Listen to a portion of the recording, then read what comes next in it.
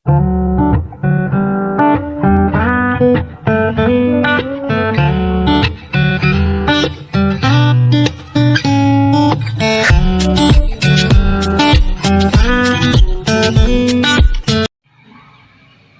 Manfaat manajemen.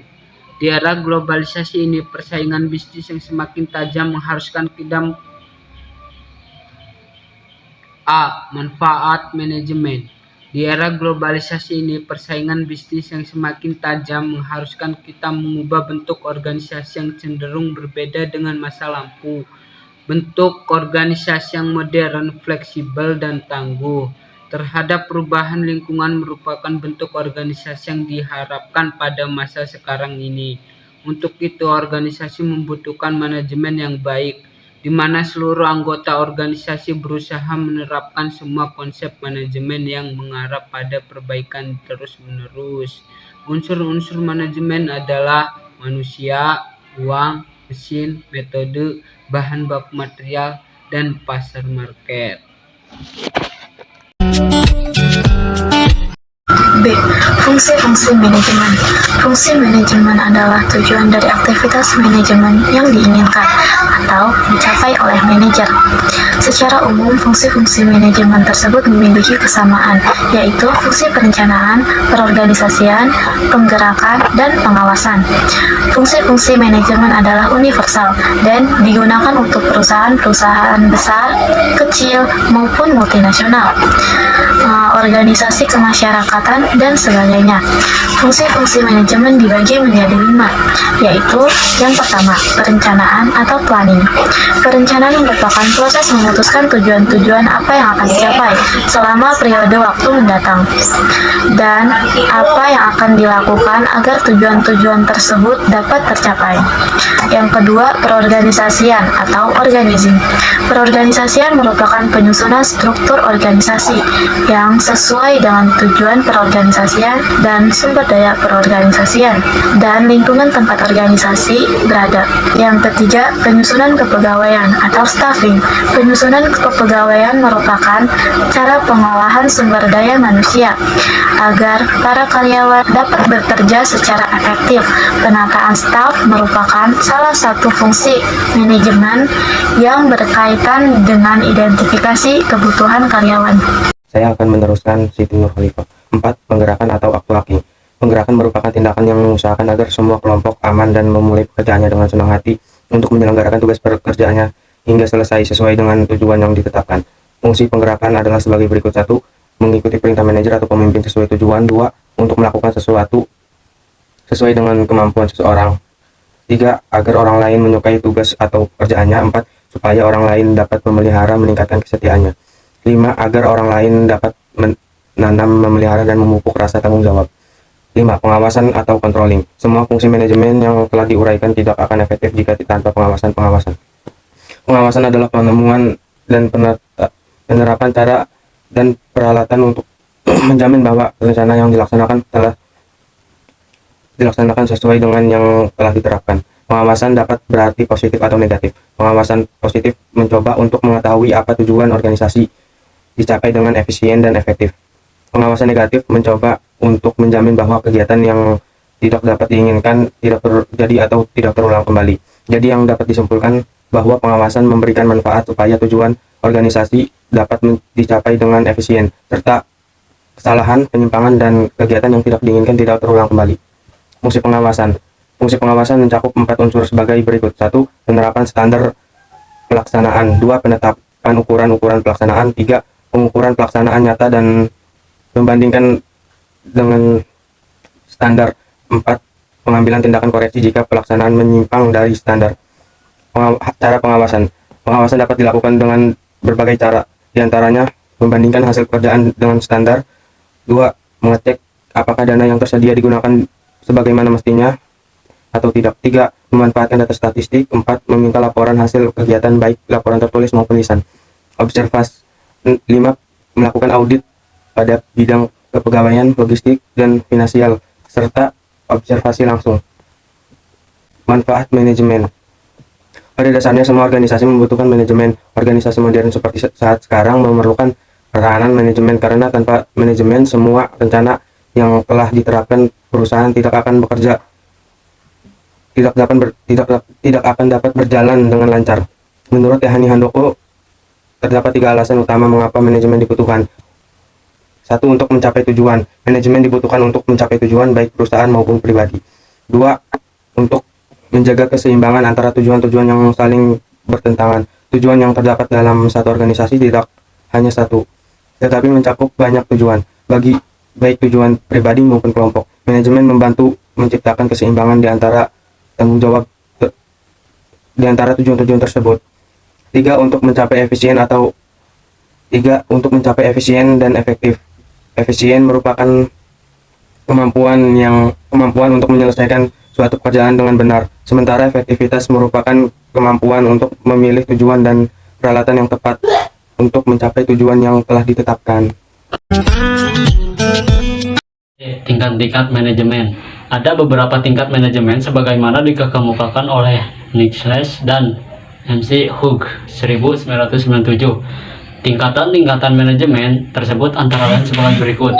1. Manajemen tingkat puncak dalam kurung top manajemen tutup kurung biasanya terdiri atas direktur utama, presiden direktur atau wakil direktur. Untuk manajemen tingkat ini, keahlian utama yang diperlukan adalah keahlian dalam hal konseptual, komunikasi, pengambilan keputusan, manajemen global, dan manajemen waktu. 2. Manajemen tingkat menengah, middle management, biasanya terdiri atas para manajemen, kepala divisi atau departemen atau cabang. Untuk manajemen tingkat menengah ini, keahlian yang diperlukan diantaranya adalah keahlian konseptual, komunikasi, pengambilan keputusan, manajemen waktu, juga teknikal.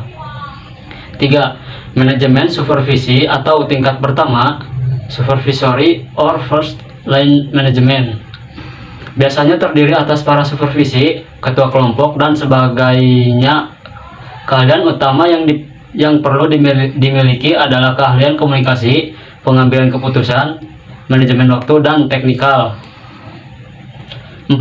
Manajemen non-supervisi, supervisory management, biasanya terdiri atas para tenaga kerja tingkat bawah seperti buruh dan pekerja bangunan. Keahlian utama yang perlu dimiliki dalam level ini adalah keahlian teknikal, komunikasi, dan manajemen waktu. Unsur-unsur manajemen. 1. Manusia. Manusia adalah unsur yang paling utama dalam manajemen. Manusia biasanya dikenal dengan sumber daya manusia. Manusia memiliki otak dalam menjalankan proses kerja. Tanpa adanya manusia, tidak akan ada proses kerja. 2. Uang. Uang adalah unsur manajemen yang tidak dapat diabaikan setelah manusia.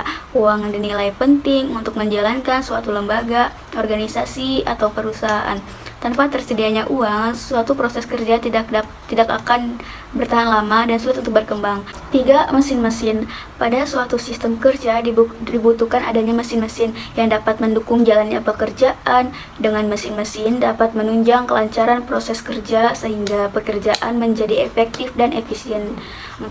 Barang-barang inventaris. Barang-barang inventaris dibutuhkan untuk mendukung proses kerja dalam suatu lembaga, organisasi, atau perusahaan. Tanpa barang-barang inventaris, sumber daya manusia tidak dapat bekerja dengan baik. 5. Metode. Metode adalah cara kerja yang diterapkan untuk mencapai tujuan. Metode diterapkan bertujuan untuk mengumpulkan data atau informasi, mengolah, mengemas, menyimpan, dan menyajikan informasi yang telah dikumpulkan. 6. Pasar. Pasar merupakan tempat terjadinya transaksi jual-beli. Banyak barang hasil produksi dijual di pasar. Pada hasil produksi yang dijual atau dipasarkan di pasar harus sesuai dengan selera dan kemampuan membeli konsumen. Bidang-bidang manajemen. Guna memperlancar pencapaian tujuan, perusahaan membagi berbagai macam bidang dalam menjalankan kegiatan usahanya. Setiap bidang perusahaan saling berkaitan antara satu dengan yang lainnya guna mencapai satu tujuan, yaitu memperoleh laba yang maksimal. Berikut ini merupakan bidang-bidang manajemen. 1. Manajemen produksi atau production management. Manajemen produksi merupakan kegiatan untuk mengatur dan mengkoordinasikan penggunaan sumber daya organisasi secara efektif dan efisien dalam rangka menciptakan dan menambah kegunaan suatu barang atau jasa. Peranan manajemen produksi adalah mengombinasikan faktor-faktor produksi sehingga proses produksi dapat berlangsung dengan efisien. Kegiatan produksi mencakup pengaturan berbagai fasilitas, baik dana maupun sumber daya untuk menghasilkan produk yang berupa barang atau jasa. Pada prinsip kegiatan produksi meliputi hal-hal sebagai berikut. A. Perencanaan produksi. Perencanaan produksi merupakan perencanaan dan pengordinasian mengenai orang-orang, bahan-bahan, mesin-mesin, metode-metode, dan modal yang diperlukan untuk memproduksi barang-barang pada suatu periode di masa yang akan datang. Perencanaan produksi mencakup jenis barang yang diproduksi, jumlah barang yang akan diproduksi, desain produk, bahan baku yang dibutuhkan, dan cara pengolahan. Faktor-faktor yang perlu diperhitungkan dan dipertimbangkan di dalam perencanaan produksi adalah sifat dari proses produksi serta jenis dan kualitas dari barang-barang yang akan diproduksi. B. Seleksi dan desain produk. Dalam pembuatan suatu produk, perusahaan harus memperhatikan selera konsumen. Oleh sebab itu, harus diupayakan desain produk yang diperkirakan disukai oleh konsumen. Selain desain produk, perusahaan perlu mengadakan penyeleksian produk sebelum produk tersebut dipasarkan ke konsumen. Penyeleksian produk ini dilakukan oleh perusahaan dengan tujuan agar produk yang dipasarkan ke konsumen benar-benar produk yang berkualitas. C. Seleksi dan perancangan proses serta peralatan. Penentuan proses produksi yang akan digunakan dalam menghasilkan produk akan menentukan jenis peralatan yang dipakai dalam proses produksi. Dalam hal ini terdapat dua jenis produksi yang bisa dipakai, yaitu produksi terus-menerus atau continue process. Jenis proses produksi ini biasanya dipakai dalam produksi massal, dan produksi terputus-putus atau intermittent process. Jenis produksi ini dilakukan berdasarkan pesanan. 2. Manajemen pemasaran atau marketing management. Manajemen pemasaran merupakan proses perencanaan dan pelaksanaan pemikiran, penetapan harga promosi, serta distribusi gagasan, barang, dan jasa untuk menciptakan pertukaran yang memuaskan tujuan-tujuan individu dan organisasi. Manajemen pemasaran terdiri atas A. Kegiatan manajemen pemasaran. Kegiatan-kegiatan manajemen perusahaan adalah sebagai berikut. 1. Menganalisis kesempatan pasar. 2. Memilih pasar sasaran. 3. Mengembangkan bauran pemasaran. 4. Pola kegiatan pemasaran. B. Konsep dasar kegiatan pemasaran. Ada beberapa konsep dasar yang melandasi perusahaan atau badan usaha dalam melaksanakan berbagai kegiatan pemasaran, yaitu 1. Konsep produksi. 2. Konsep produk. 3. Konsep penjualan. Dan 4. Konsep pemasaran. Manajemen sumber daya manusia. Manajemen sumber daya manusia ini suatu ilmu dan suatu seni perencanaan, perorganisasian dan pengawasan terhadap sumber daya manusia sehingga efektivitas dan efisiennya sumber daya manusia ini mencapai tingkat secara maksimal. Sumber daya manusia ini terdiri dari aspek pengadaan tenaga kerja, pengembangan tenaga kerja, dan pemanfaatan tenaga kerja.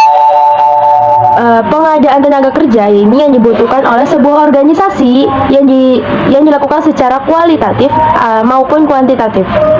Untuk pengembangan tenaga kerja itu adalah ilmu dan teknologi yang harus berkembang sehingga sumber daya manusia untuk bisa mengikuti pengembangan zaman. Contohnya diklat, deklarasi, promosi, konseling, mutasi jabatan, dan pemanfaatan tenaga kerja. Pemanfaatan tenaga kerja ini dipenyalahgunakan karyawan untuk karyawan yang masih produktif dan karyawan yang tidak berprestasi. Kegiatan ini meliputi beberapa tahap, yaitu pemberhentian, lalu kedua pemensiun dan motivasi. Untuk pemberhentian ini adalah karyawan yang tidak berproduktif. Untuk pensiun adalah faktor usia, dan motivasi adalah dilakukan baik secara berintik, secara intrinsik maupun ekstrinsik dalam upaya maksimal hasil. Itu saja dari sumber daya manusia.